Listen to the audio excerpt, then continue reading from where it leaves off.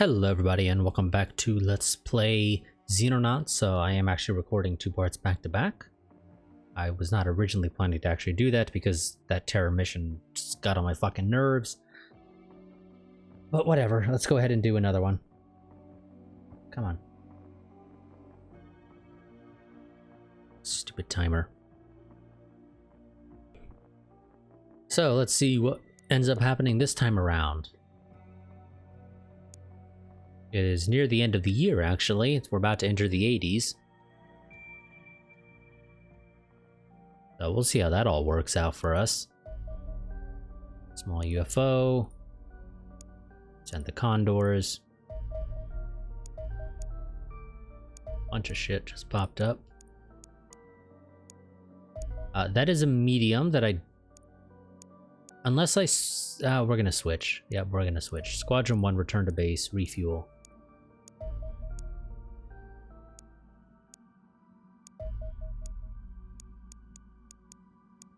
We're gonna go for that. And Indochina's gonna go for that one.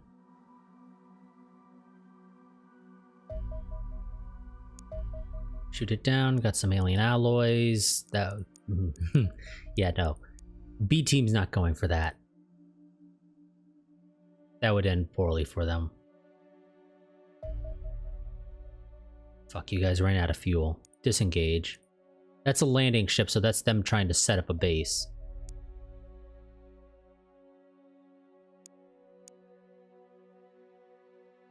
Which... So...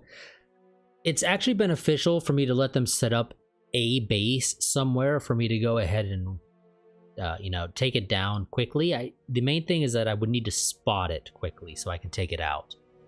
The reason for that is that your first alien base you go to will give you an upgrade to your laboratory and your workshop, which speeds up your research and your building. That is very useful. So we're gonna want to let them build a base somewhere, hopefully detect it very quickly upon them building it, so that I can take it out before they really had an opportunity to build it, because larger bases are more of a pain in the ass to deal with than smaller bases. I know, that's not a surprise to anybody, but that is actually how it works, shockingly, I know. So yeah, that's something we're gonna want to let them do. So we already shot down the dudes in Africa, so we're gonna go ahead and take care of them. The dudes that are currently hanging out over the Pacific, if they want to set up a base somewhere in the Pacific, they can be my guest. I will gladly let them do that, and then we'll send the A-team in to go and crush them afterwards.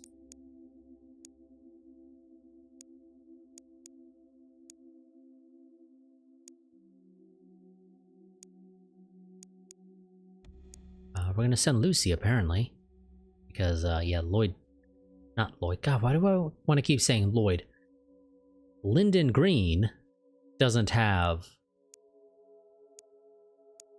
armor right now. I need an assault, so Natalie. How long until the 1 day 15 hours? Is 1 day 15 hours enough for us to wait to get the better vehicle? Because I think we're going to want that better vehicle before we go out.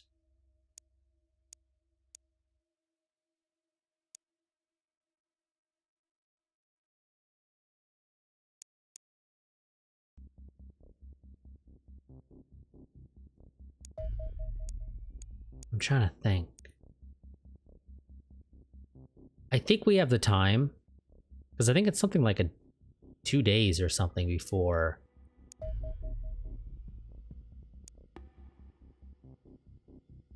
You know what, fuck it, no, we're just gonna airstrike it. Screw it. We're not gonna risk it, we're just gonna airstrike it. We're not gonna go for it right now. I want to get the better vehicle before we go out.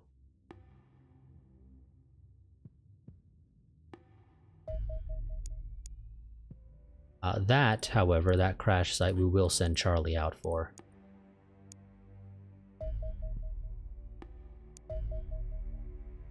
And that should be the landing ship again. Thing is, I don't know if they built the base or not yet. If we see them land somewhere in particular, we'll do that. I'm going to send the Foxtrot out, though, in the nearish future to check out Siberia there. And no, I actually want you guys to... Whoops. Charlie 1, I actually want you to wait a little bit. Let day come. And I'm going to go ahead and launch the Interceptor Foxtrot 3 from... Yep, that's fine. Stay there until day passes by. That should be close enough. We're going to see if they built the base, because it does technically show up on radar. I know that doesn't really make a whole hell of a lot of sense, but it does.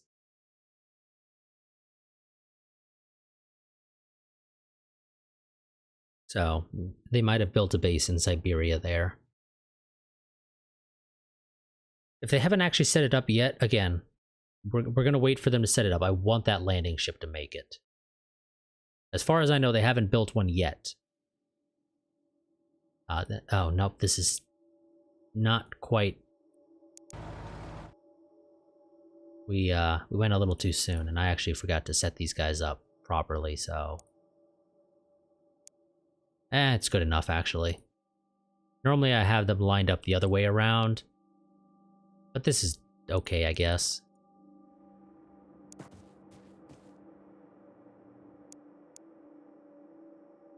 Okay, and there's nothing here.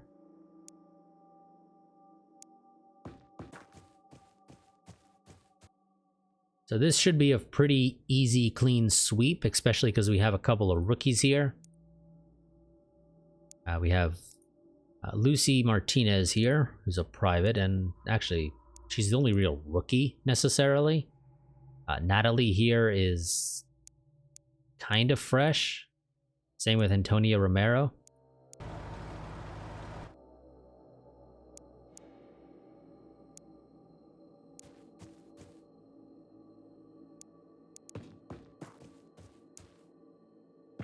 Okay, and the elite guys are all going to push up. Oh, there we go. Found somebody.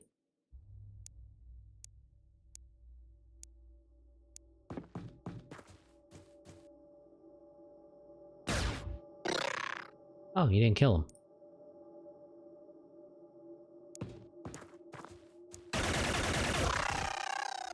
So we'll have to have a hunter do it.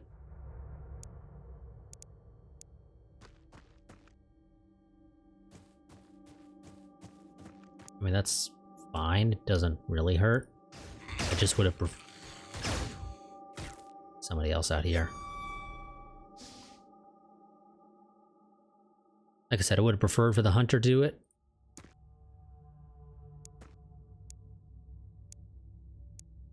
You know what? Just push up. These guys, they can't kill you. At this point, that's not strictly true. You know what I mean. They're going to struggle to kill you. As things stand right now. So we can be a little bit more aggressive than I normally would. To a degree.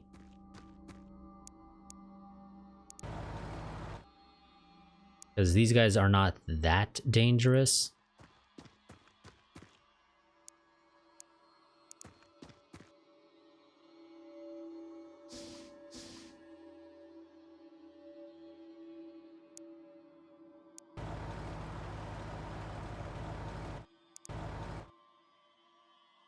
Realistically, I should probably check over there. But whatever. Oh, hello. Great job, Lucy. You actually got a kill on your first mission. That's, I don't think, something that most of the other rookies can say.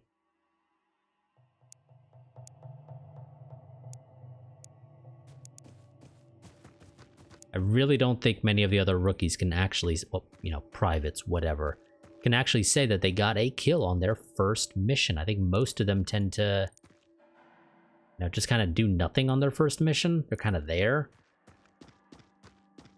You know, with the exception of our guys that, you know, our initial crew that went out on their first mission. Obviously, they would have gotten kills on their first mission, but beyond that, generally speaking, people don't.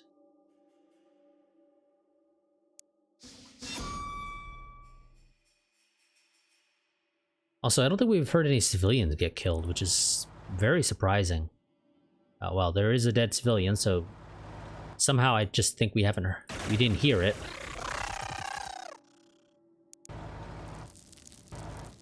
And there's the UFO, and that's where the rest of them are going to be.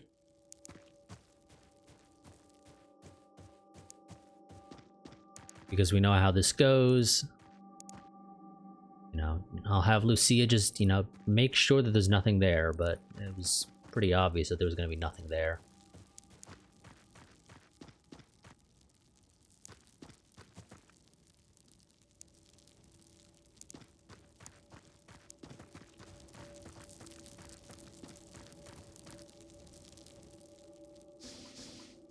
Yeah, the last of them are going to be inside the UFO, which we already know.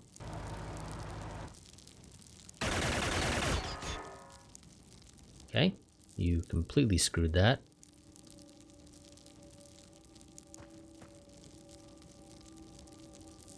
And you're not going to make that shot. Just head out here. We can leave him be suppressed.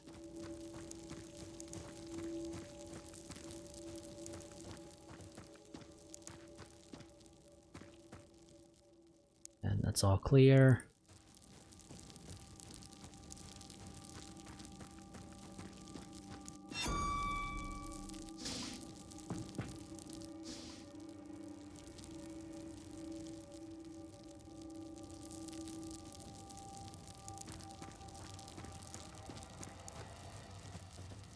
Don't quite have the time units to actually make it to cover.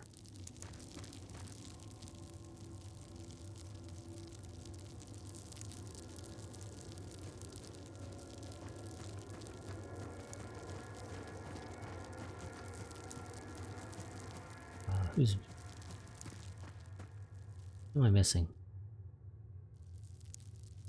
Ah, Irina here. I couldn't see her because she was behind the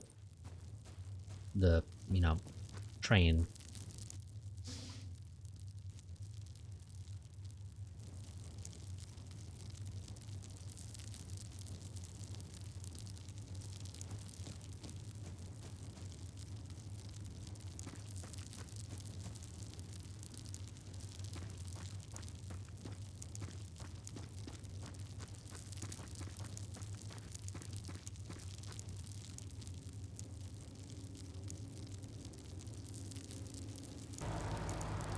And I want you right here.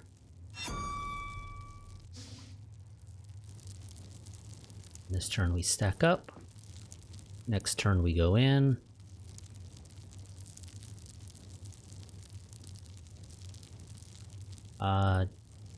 Natalie, you get to be up front.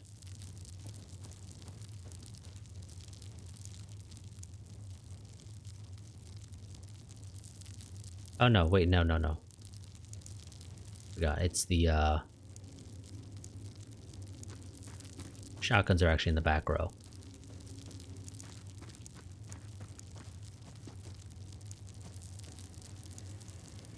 And Hunter's gonna look the other way. And that's actually gonna drive it away. Because I don't need it potentially shooting if the door opens. That's one of the psionic dudes. That's the navigator pilot or whatever. The dude in the red. Or no, well, that's the non-combatant, if I recall correctly, technically. Same thing, they're supposed to be the pilot, I believe, technically, in this scenario.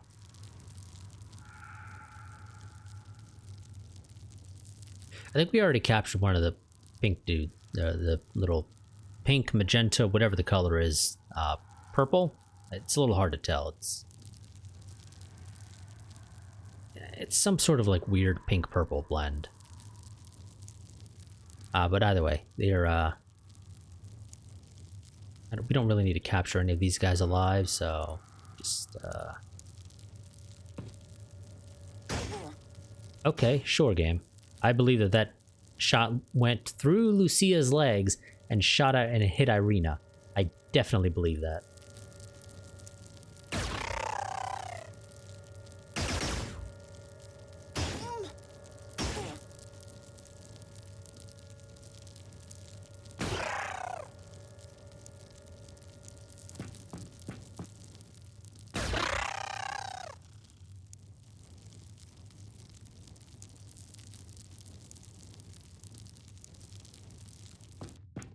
And Irina's gonna back out so she doesn't get hit again.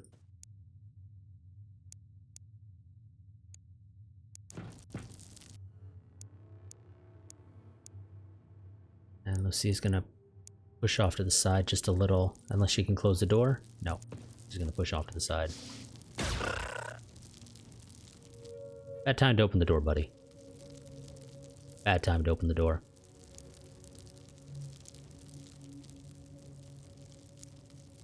Lucia, you push up on that side. Sophie's gonna push up on this side.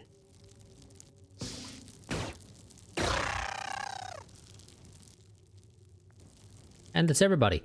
So Irina's gonna be wounded for 7 days because she got shot by an alien who shot through Lucia's legs and hit her. Definitely. And Sophia's gonna be out for 3 days. But Irina managed to earn the Crimson Heart and the Order of Gallantry on her first mission, which is... Or no, excuse me, Irina's not the first one. Irina, you didn't have the Crimson Heart? Really? You're a captain. That is surprising, to say the least. Lucy, however, got promoted to Corporal. For some reason, I was confusing Lucy and Irina there.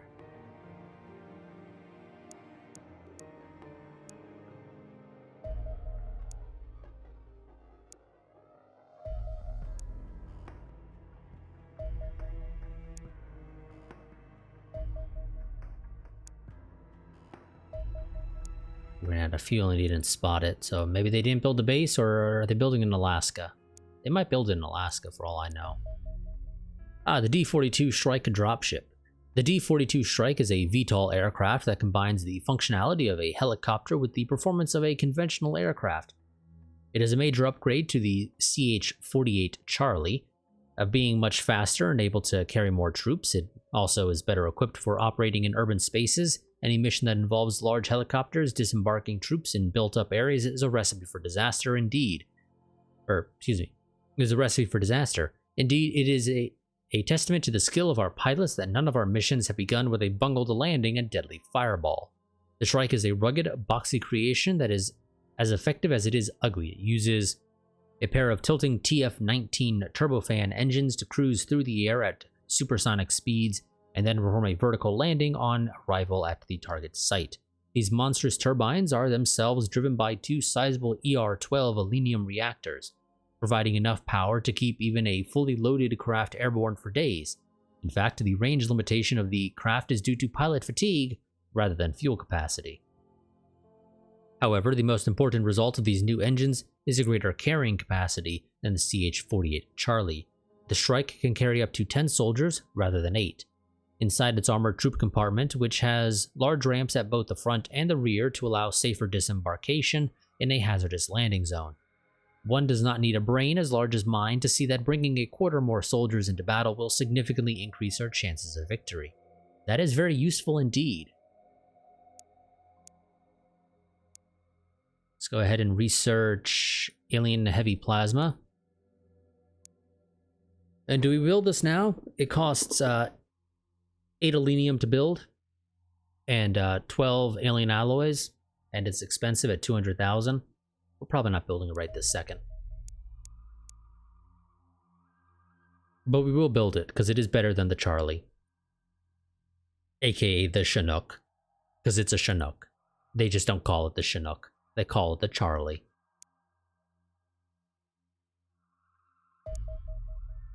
Okay, all 10 soldiers have arrived in Indonesia. Or Indochina, rather. And technically it's the Philippines. Okay, so who do we have? We have Antonia Gomez. 35-year-old Spanish from Guapo Especiales. So I guess Special Forces Group. Or excuse me, Grupo, not Guapo. What the hell am I thinking? Grupo Especiales.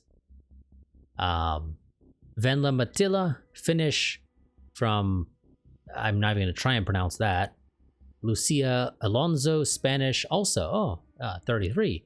I'm going to go ahead and assume that Antonia and Lucia served together. Olga from Spetsnaz GRU, 25. Stanley Thomas, Canadian Airborne. Emil Nielsen, Danish Jaeger Corps, 23. Alex Vogel, 22. West Germany GSG 9. Alison Lloyd, New Zealand, 1st Ranger Squadron, served in Vietnam, 34, not 24. Boris Chernov, 35, Soviet Union, Airborne VDV, and Kei Kondo, 25, Japanese 1st Airborne Brigade. Again, reminder, guys, that you are all going to be running around with the absolute crappiest of gear. And I need to find somebody with good strength to be a shield person. And hopefully somebody with decent health as well. It should be noted, because I kind of need you to be able to take the first shot. Not as in you shoot at the enemy, but rather you get shot at by the enemy first. See, Stanley's not particularly accurate. I'm going to attribute that to him being airborne. Emil here, for somebody who's in what is called the Jaeger Corps, which, you know, makes me think sniper, he's not exactly accurate at only 49.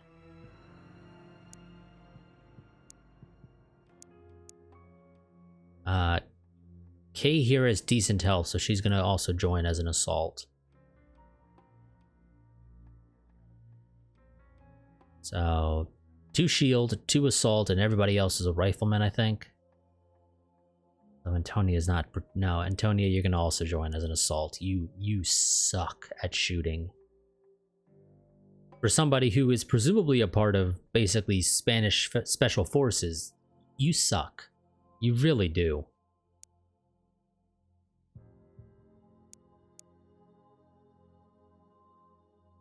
But I guess it was a package deal bringing both you and Lucia on board. If I wanted Lucia, I had to bring Antonia. That's the only thing I can think of. You don't have a lot of strength, but you're going to go ahead and be a shield guy. So 3 shield, 3 assault, and everybody else is a rifle. I'm fine with that. Okay, there we go. The scimitar has finished, which means get the hunter out, put the scimitar in. And in fact, actually, we're going to relocate the hunter to Central America, because it'll do a little bit more good over there with those guys than it will sitting in the garage, hopefully doing nothing. And you guys go back to building jackal armor, because I kind of need the money. Well, I also need 1 more, but I need the money as well. That's you know, the main thing, really. Now, sadly, I don't think any... Actually, that's not true. No, yeah, no, none of my guys can actually make it to Alaska. None of my Foxtrots quite have the range. So if they did build a base here in Alaska, I'm probably not going to detect it.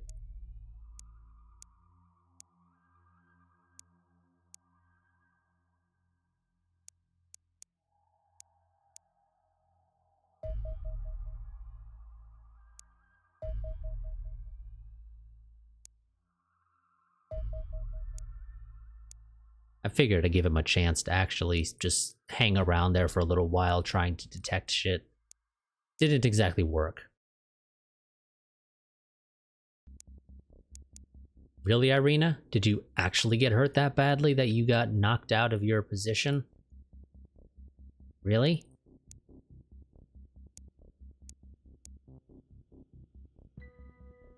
No, get back in there.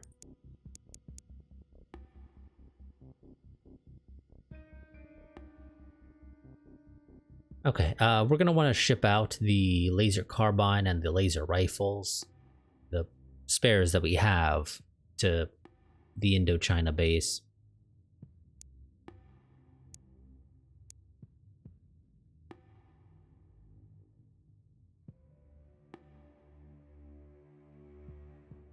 We're actually going to have a forecast change that's positive right now, surprisingly, for this month.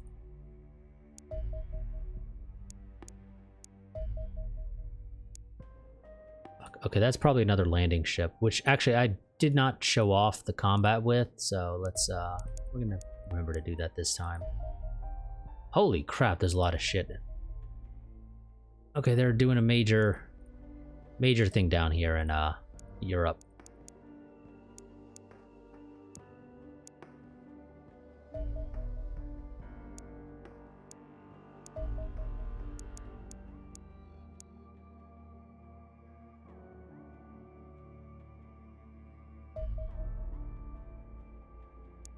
Go to last known location. And let's engage this. Landing ships, if I recall correctly, I don't think have much in the way of actual weapons.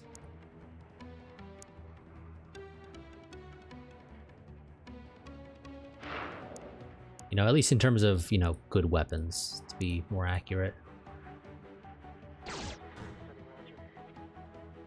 Yeah, they're not particularly accurate.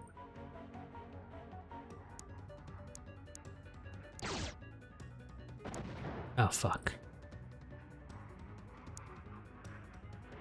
We should not have lost that condor, realistically.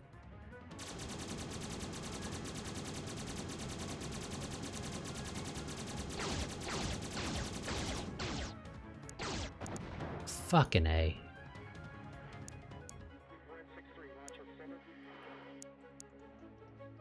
I don't know why that condor didn't fire his missiles. I'm just gonna say that right now. I don't know why he didn't fire his missiles, but for some reason he didn't.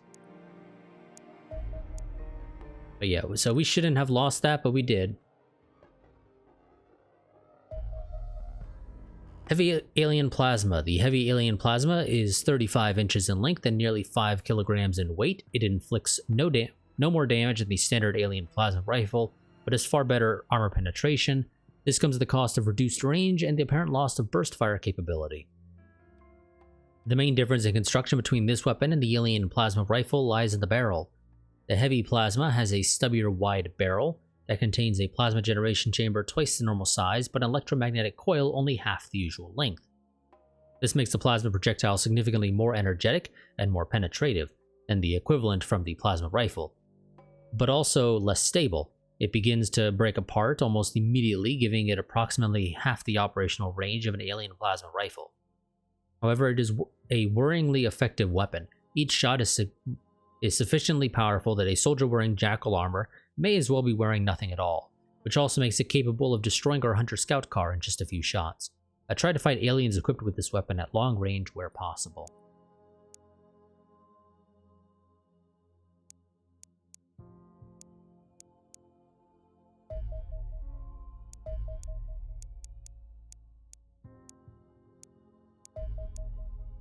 And yeah, so they're going to get to run amok over Europe. So never mind, we're actually going to be losing money this month.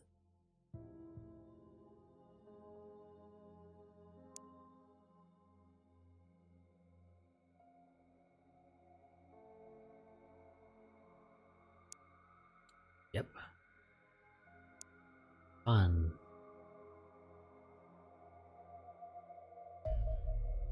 Okay, here we go. Australia went up because I saved Canberra. North Africa went up. South America went up. Middle East went up. Central America went up. North America, Soviet Union, Europe, Indochina, and South Africa all went down. Mostly Soviet Union, North America, because while I have decent coverage of North America, it makes fucking zero difference as far as I can tell. And we didn't have particularly great coverage of the, you know, Asia part of the Soviet Union until halfway through this month. And I don't think they've shot anything down, actually, yet, for that base that we built. So, you know, that's a thing.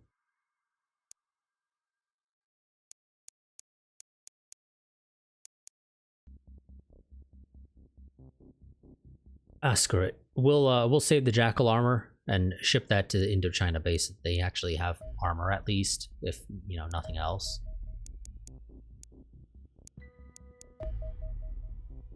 Very small UFO, which is flying away from us, so we're not even going to bother launching for it.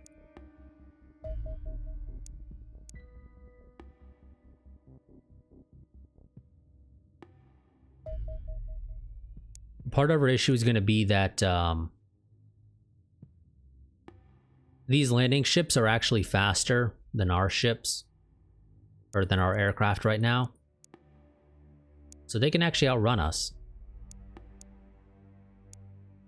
Okay, this guy now actually seems to be coming back, so we'll send the Condors out for him.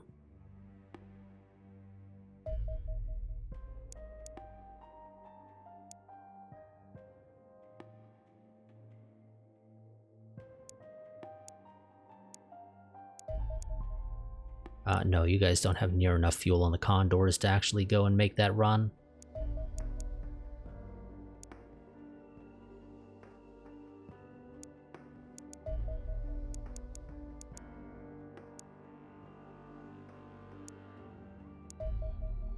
Okay, that's a landing ship that landed.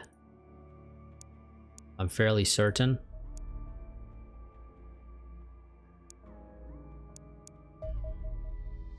Found a base. Oh no. Shit. Aerial terror site. We do not have the means to go and take care of that unless it stays there for a while.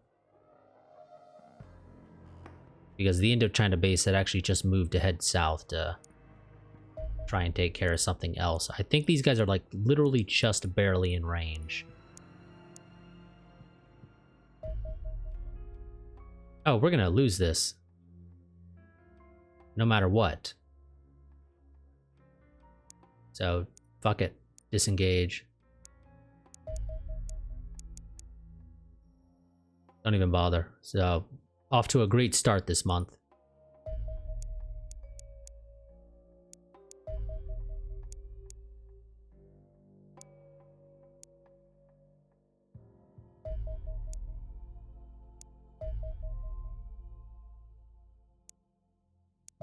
Yeah, this month is off to a wonderful start. Our issue is that the Condors just don't have the weaponry to actually take care of an aerial terror site.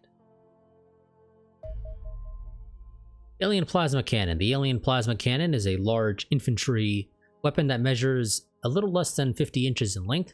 We believe it is best thought of as an alien equivalent of a bazooka or rocket-propelled grenade, firing a single powerful bolt of plasma that has great range and will inflict major damage on anything caught in the blast radius. It is vastly superior to its conventional counterparts. The most obvious advantage is the increased damage it inflicts. At short range, it can penetrate at least 15 inches of solid steel. Precise measurements were difficult as we ran out of steel before the projectile ran out of power. In basic terms, it is enough to destroy virtually any conventional vehicle in the world in a single shot. Also important is the ammunition capacity of the weapon. It takes even a skilled operator up to 10 seconds to reload a traditional anti-tank weapon after every shot, while the Alien Plasma Cannon can draw 4 shots from its battery before it must be changed. The weapon also suffers minimal recoil and has no back blast, making it easier to handle and safer for adjacent to friendly units. Thankfully, alien materials are far more resistant against the penetrative effect of these projectiles than conventional materials. We believe the vaporized metal forms a shell around the projectile when it strikes steel, doing much of the penetrating work for it.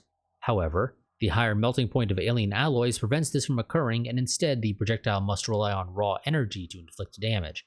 Our more advanced technology gives us some protection against this weapon. Though the Wolf and Buzzard are not strong enough to protect a soldier from a direct hit, the Wolf in particular should help our soldiers survive being caught in the blast. I have already warned your men about the fearsome power of this weapon. One hopes it will encourage them to get out of the way of the projectiles. Let's do the assault. Also, they talk about the wolf armor, you know, the armor we haven't researched yet.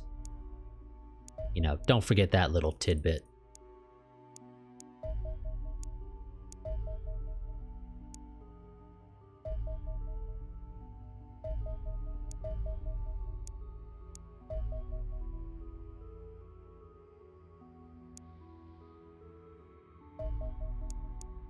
Nope, I'm gonna airstrike that one as well right now.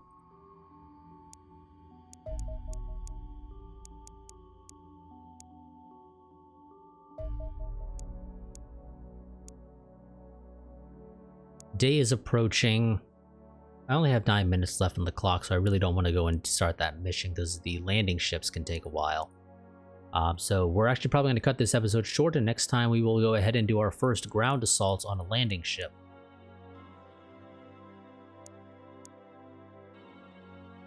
Also, we need to transfer some of this jackal armor to the Indochina base. Transfer 10 over there. Sell the remaining 5.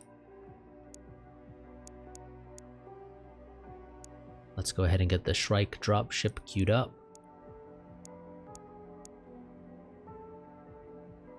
The Corsair was the fancy new fighter, right? Yeah.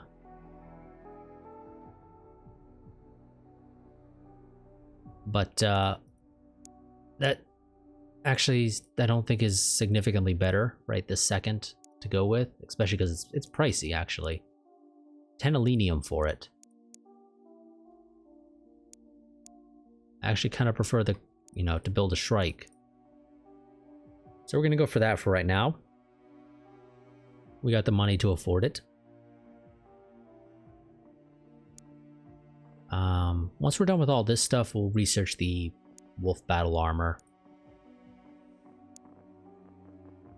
At some point, we should be getting plasma. I'm a little shocked that we actually don't have it yet. Which that'll be beneficial, and that might have been what we needed to get the little extra oomph necessary to have dealt with the aerial terror site that we had to ignore because I wasn't going to fight that. There was no way in hell we were going to win it if I manually fought it, and even Auto Resolve had basically said, it ain't happening, buddy. So, yeah.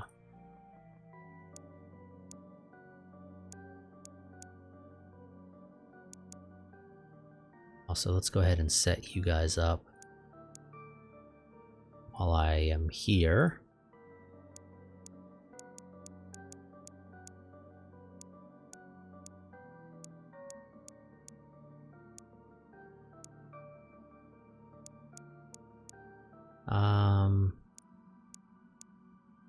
Let's send Yak up.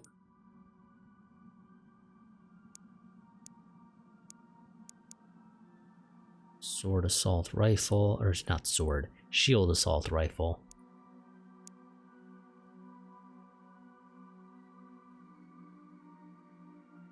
And yeah, that's fine.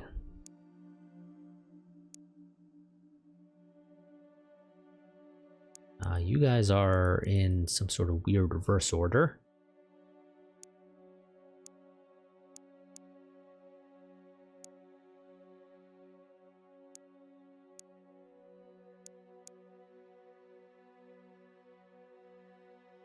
Yeah, that's fine like that, I guess. Not exactly correct, but whatever. So yeah. We'll be, like I said, cutting this episode a little short. Let's go ahead and save. And like I said, next time we will go ahead and do our first ground assault on a landing ship. Basically right there at the start of the part. Hopefully we get plasma soon. We're going to need it at this point.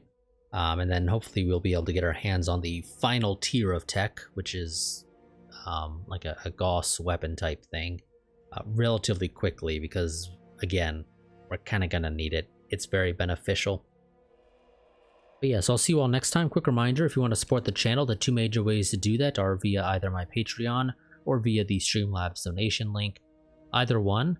Patreon comes with some goodies such as early access to videos, while Streamlabs you don't get anything for it. You just sort of get the good feeling that the channel actually takes home more of what you give, because Patreon takes I believe it's a 5% cut of whatever it is that people pledge, whatever term you want to use for it. But in exchange, it's much easier for me to be able to actually, give out the rewards, which again, in this case, is early access to videos. Streamlabs doesn't support that in any way as far as I can tell, so like I said, if you go the Streamlabs route, you don't get any goodies whatsoever. You just get the good feeling that the channel takes home more of whatever it is that you decide to give in support to the channel. If you want to stay up to date with what's going on with the channel, potential changes to my recording schedule or streaming schedule, I would highly recommend you join my Discord. You can find a link to that also in the description. But until next time, goodbye and farewell.